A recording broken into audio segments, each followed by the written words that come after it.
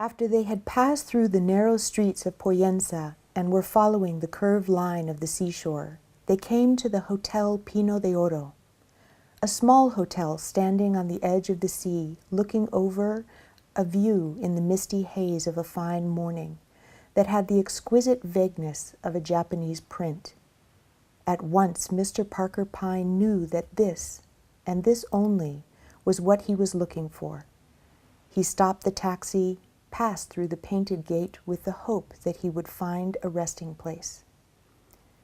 Mr. Parker Pyne settled down at the Pino de Oro very happily. There was a larger hotel not far off, the Mariposa, where a good many English people stayed. There was also quite an artist colony living all around. You could walk along by the sea to the fishing village, where there was a cocktail bar where people met. There were a few shops. It was all very peaceful and pleasant.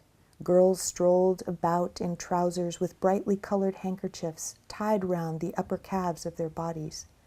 Young men in berets with rather long hair held forth in Mac's bar on such subjects as plastic values and abstraction in art.